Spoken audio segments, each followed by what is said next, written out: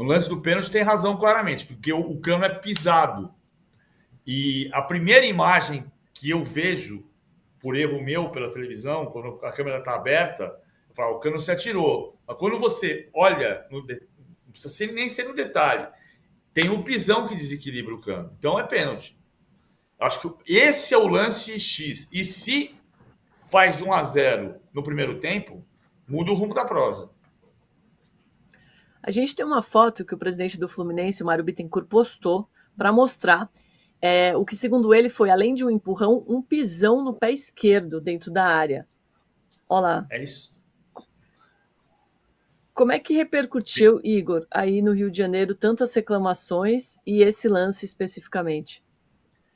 Bom dia, Domi, bom dia, PVC, bom dia, Rodrigo Matos, bom dia você que está acompanhando a gente no De Primeira. Pois é, muita reclamação do Fluminense desde ontem, e a informação que a gente tem é que o presidente Mário Bittencourt vai oficializar essa reclamação à Conmebol, né? Vai sair não vai ficar restrito ao Twitter, né? Mas vai formalizar isso para a direção da Conmebol, pontuando essa insatisfação do Fluminense e o questionamento em relação à decisão do árbitro de ontem do jogo contra a LDU, jogo de ida da Recopa.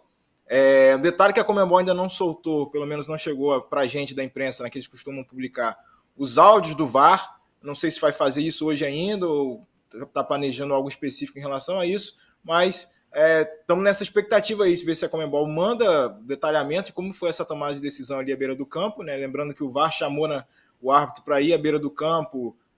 Se o VAR chamou, é sinal de que ele discordou da decisão de campo, e isso aumentou ainda, né, a contestação do Fluminense diante dos elementos que foram apresentados para o árbitro para ele tomar a decisão. Então o Fluminense está bem satisfeito. A gente acho que vai passar mais para frente a insatisfação do Felipe Melo, que talvez resuma a indignação tricolor em palavras mais próximas ao que o torcedor talvez esteja sentindo, mas os dirigentes também estão insatisfeitos. O Diniz contestou, como a gente acabou de ver, e o Mário também vai fazer e formalizar essa reclamação à Conmebol, até porque também precisa... todo mundo está imaginando um contra-ataque, né, em termos de pressão política sobre a arbitragem, imaginando o jogo de quinta-feira da semana que vem, que é o jogo de volta aqui no Maracanã. Então, o Fluminense não quer deixar isso passar sem ser notado pelas autoridades da arbitragem do futebol sul-americano. Agora a gente tem o que o Felipe Melo falou, né? Vou deixar ele falar primeiro, PVC. Ninguém vai fazer pergunta falando do árbitro. Ninguém vai fazer uma pergunta contestando aquilo que aconteceu no jogo. Vai ficar por isso mesmo. Ninguém vai fazer pergunta, ninguém vai contestar. Isso é complicado, gente. Ninguém enxergou, ninguém viu o que aconteceu. Pelo amor de Deus, né? Somos profissionais, pai de família, 6 horas de viagem. Isso aqui é a minha vida, isso aqui é a nossa vida. Ninguém fala nada. PVC, ele pode ser jornalista. Eu gosto da cara do Diniz, hein? Ele manteve uma cara neutra ali, né? Enquanto estava acontecendo ali do lado, tipo... Muito engraçado, cara. É engraçado que assim, o Felipe, ele tem um pensamento claro, muitas vezes mais claro do que ele consegue expressar, né? No sentido, ninguém vai perguntar, é contestar. Não, perguntar é uma coisa, contestar é outra. Você podia perguntar, você pode perguntar. Felipe, o que você achou da arbitragem? Ele ia dizer tudo o que ele falou. Ele não precisa de pergunta. Mas eu concordo, não é que tenha sido um roubo catastrófico, calamitoso, na minha opinião. Para mim, tem o erro do pênalti. E o pênalti muda o jogo. Até porque não foi só nesse lance, né? As polêmicas tiveram para os dois lados também. Não, eu tive essa sensação, assim. Eu acho que foi pênalti, mas também não acho. Concordo com você, que não foi um erro para tudo isso, na minha opinião. Até porque a gente acaba falando muito mais de arbitragem do que foi o jogo em si, de como o Fluminense não conseguiu jogar. O que você achou, Rodrigo? Então, erro faz sentido o Fernando Diniz reclamar, teve um pênalti, concordo com o PVC, teve um pênalti não marcado, a arbitragem não foi direcionado, coisa assim, cometeu um erro no pênalti. Na questão do impedimento, desculpa, como que alguém pode ver do banco de reserva um lance desse e dizer que eu não vi impedimento? Não dá, né? Tem que confiar ali na linha que está posta. Agora, sobre a fala do Felipe Melo, Isso aí tá virando negócio agora todas as vezes quem está ali na bancada quer pautar quais são as perguntas. E por quê? A gente vê um monte de, vamos ser sinceros, imprensa amiga, muito segmentada para clubes, que age quase como se fosse assessoria de imprensa, e aí, e aí eu não estou falando só do Fluminense, mas todos os times ficam esperando que as perguntas sejam de assessoria. O Felipe Melo não tem que dizer qual é a pergunta que vai ser feita, isso não é função dele. O caminho que a gente está, daqui a pouco vai chegar o assessor de imprensa de qualquer clube, não estou falando do Fluminense, qualquer clube vai chegar, ó, fulaninho, pergunta A, pergunte sobre o lateral direito, fulaninho, pergunta B, pergunte sobre a arbitragem. Que maluquice é essa? E ele espera que as pessoas fiquem indignadas como se fosse a imprensa fosse parte do Fluminense. Não é. O trabalho de imprensa é ser crítico e perguntar criticamente. Pode perguntar da arbitragem, eles já tinham reclamado, então eles já tinham posto ali. Não precisava fazer uma pergunta, eles já tinham reclamado. A reclamação do Fluminense já estava posta. O que ele espera? Que um jornalista se levante e comece assim, é um absurdo, não podemos aceitar essa arbitragem. Eu acho que quando o PVC fala de que que ele tem um pensamento claro, eu acho que, pelo contrário, eu acho que o pensamento do Felipe Melo é totalmente confuso, porque ele confunde o que é uma pergunta de imprensa com contestação de arbitragem, que é uma coisa, quem tem que contestar a arbitragem é o Fluminense. O jornalista pode ali perguntar o que você achou da arbitragem, enfim. Eu acho que são duas coisas diferentes. Acho que... Não, imagina, desculpa eu. São duas coisas diferentes. Você tocou num ponto, tocou numa ferida muito importante, que é o fim do jornalismo. Outro dia, o Filipão, não o Felipe Melo, Luiz Felipe Scolari, disse a seguinte frase: não tem mais jornalista na entrevista coletiva. O Filipão, que sempre teve um comportamento de uma relação boa, muitas vezes ríspida, ácida com a imprensa, fez a seguinte observação: não tem mais jornalista na entrevista coletiva? E ele tem toda a razão. É aquilo que hoje só tem aquilo que minha avó chamava de bad influencer. Então, essa mistura é muito clara. Eu acho chamava de quê? Bad influencer? Bad influencer. É que é influencer, eu estou tentando falar. Minha avó não falava, minha avó morreu em 82, ela nem sabia o que era influencer. A avó do PVC estava na vanguarda, ela descobriu os influencers antes deles existirem. Era má influência. Minha avó mandava tomar cuidado com as más influências. Entendeu? Assim, Agora, são coisas diferentes. Acho que o Felipe tem todo o direito. Ele pode falar assim, escuta, eu queria falar sobre a arbitragem. Ele tá na bancada, ele pode perfeitamente falar isso. Sim, claro. É isso.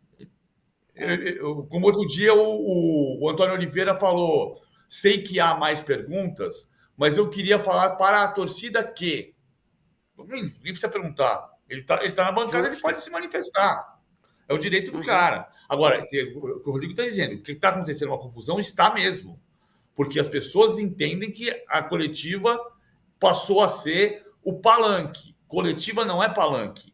Coletiva é para você perguntar, como o Igor Siqueira fez no outro dia, quando terminou a coletiva do Thiago Nunes, e o Igor perguntou, Thiago, só para entender se eu compreendi corretamente, você disse que os jogadores pediram para não jogar? Isso, a coletiva é para esclarecer, que foi o que o Igor fez. Aí o Thiago Nunes não conseguiu explicar do jeito certo, foi tentar explicar no vídeo no dia seguinte e se enroscou mais ainda. E a ponto de que nesse momento ele não é nem técnico do Botafogo. Bom, todo mundo entendeu. Temos uma distorção das entrevistas coletivas. O Felipe Melo tem todo o direito de se manifestar sobre a arbitragem. Mas, de fato, PVC, fica essa a pauta, né? A pauta hoje é a arbitragem, diante de tantas reclamações e enfim, a perda até da paciência, como a gente viu aí na entrevista. E aí se fala pouco sobre o que foi o jogo e pouco sobre como deve ser o jogo do Fla-Flu. Vamos rodar a nossa vinheta para a gente mostrar como deve ser esse jogo? Por favor, JP.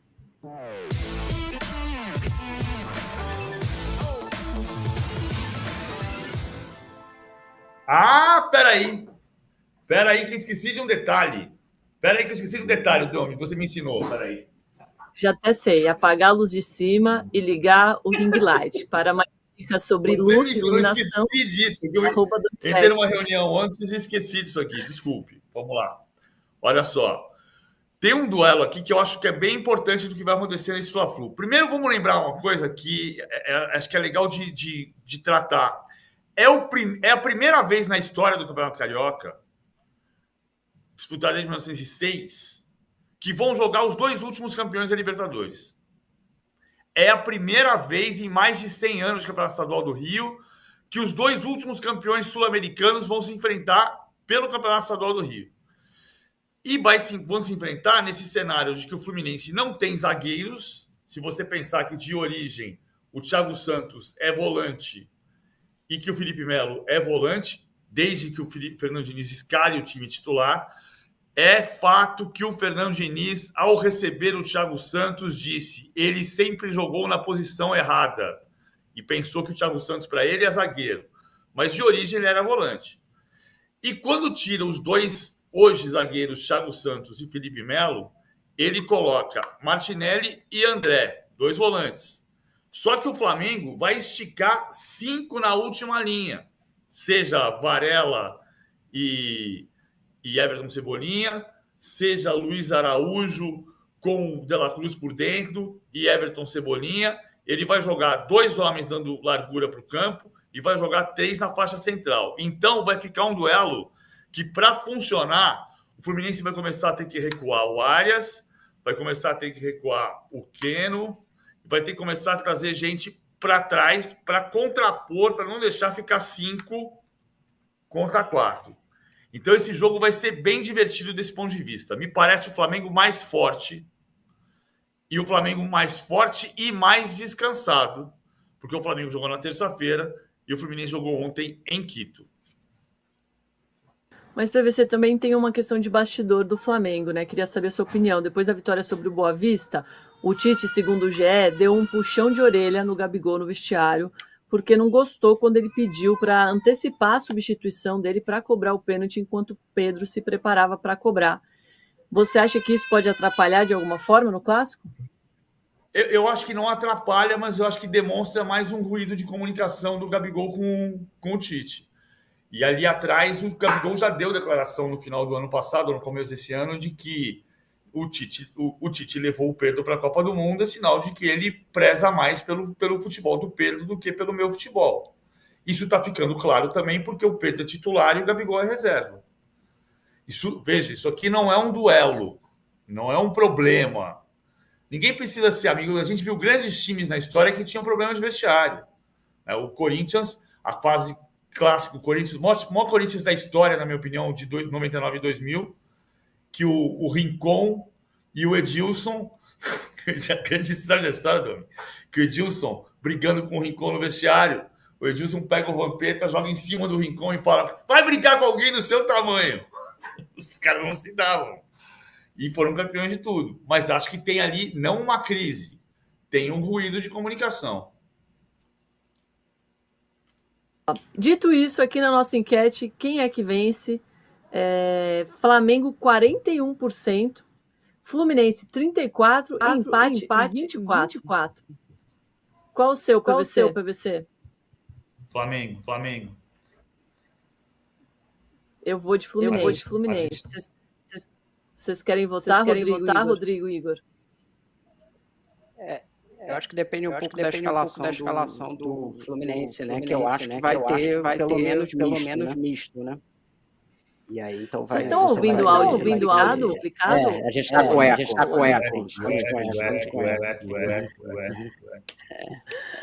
Tá muito bom. Não querendo derrubar a gente, olha lá. Desculpa, Rodrigo, te atrapalhei. A gente continua sendo homem eco. É difícil raciocinar aqui. Mas rapidão, Fluminense, o empate. Eu acho que eu aposto mais no Flamengo que titular descansado, como disse o PVC. Acho que deve ter algum nível de reservas ali no Fluminense. E até tem zagueiros reservas e tal, mas se eu olhar o time reserva do Fluminense é inferior ao titular, embora até seja um time mais reforçado do que o ano passado. Boa. Igor, Flamengo ou Fluminense o empate? Eu acho que está mais pendente para o Flamengo, né? Não só esse aspecto físico, mas uma cara que o Tite conseguiu dar nesses últimos jogos aí, Luiz Araújo aberto, assim, usando os 3 pontas e o De La Cruz por todas as dificuldades dos jogadores de meio campo em relação à saúde, né? O Flamengo não tem distensão muscular, o Flamengo tem dengue, tem infecção renal, esse tipo de lesão totalmente fora da curva, mas o lado, dá para tirar um lado positivo disso, foi o De La Cruz ter vindo trabalhar para o meio campo com o Arrascaeta. Então, esse entrosamento dos dois e o Luiz Araújo e o Cebolinha esticando nas pontas, eu acho que esse jeito de jogar, né? O Tite estava tentando aproveitar um outro momento, mas acho que esse jeito de jogar no momento, pelo contexto atual, vai favorecer o Flamengo no clássico de domingo.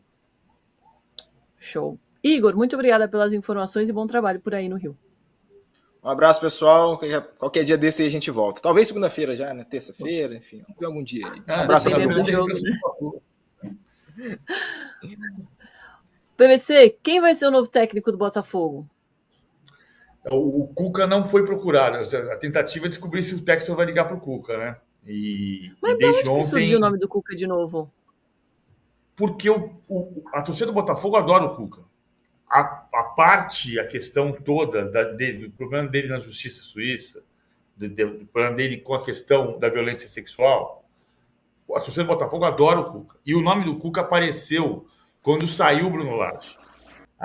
Muita gente deu como certo que o Textor iria até o Cuca e a repercussão foi ruim.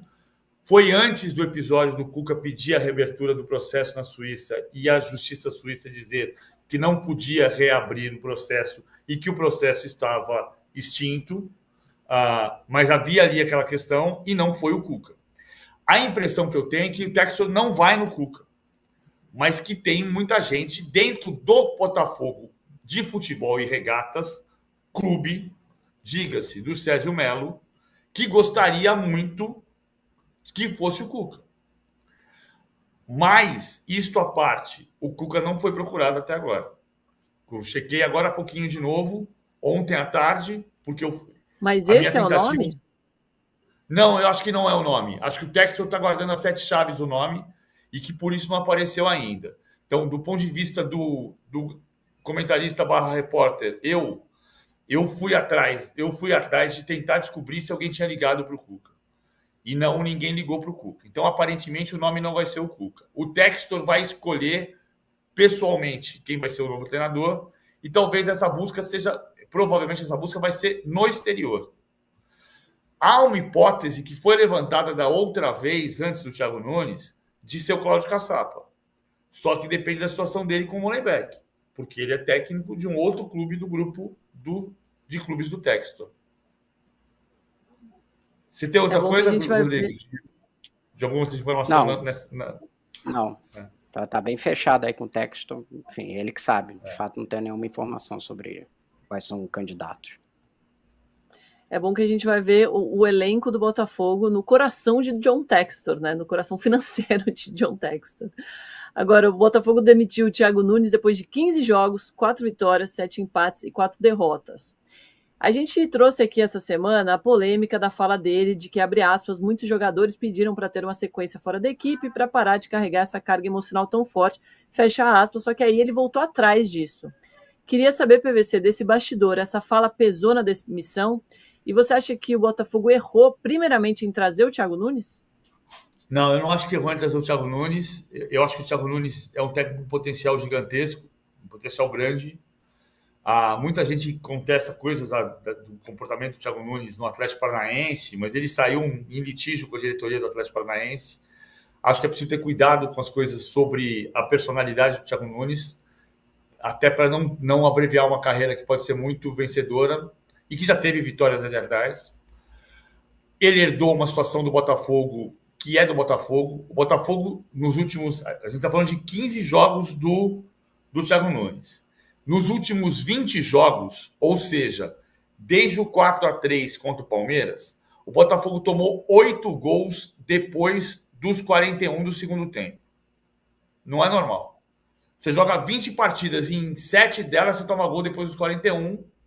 Tem uma questão que não é do treinador exclusivamente. Bom, 2 desses gols... Mas ele teve uma pré-temporada, né? PVC. Eu não estou falando que foi certa a demissão, não estou entrando nessa discussão. Mas ele entrou no ano passado, de fato, aí ele não tinha responsabilidade, mas agora ele teve uma pré-temporada para montar o time de acordo com o que ele tem. E o time não engrenou, né? Lembrando que ele tomou de 4 do Vasco, tomou esse empate num jogo que o Botafogo não jogou um bom jogo lá contra a Aurora, né? Jogou um jogo muito ruim. Também tinha tomado um gol contra o Flamengo no final. Então aí já é responsabilidade dele, né? Mas eu acho que tem uma coisa que é do Botafogo. Tem uma coisa que o Botafogo não conseguiu recuperar. Me lembra muito o Palmeiras pós-trauma da perda do título de 2009, que tentou continuar com o Muricy Ramalho e não conseguiu, que trouxe o Antônio Carlos e não sustentou, porque você paga o preço do que aconteceu da relação do time com o time e do time com a torcida no ano anterior. Isso não está curado. O Botafogo não está curado de 2023. E isso passa pelo Thiago Nunes, mas passa pelo vestiário do Botafogo, que, vamos lembrar, foi o vestiário que pediu a substituição do técnico, no caso do Bruno Lage. Agora, a entrevista dele do domingo passado foi uma catástrofe e teve efeito no vestiário, razão porque acabou interferindo na relação dele com o grupo, e a relação dele com o grupo interfere na ideia da gestão de trocar o comando.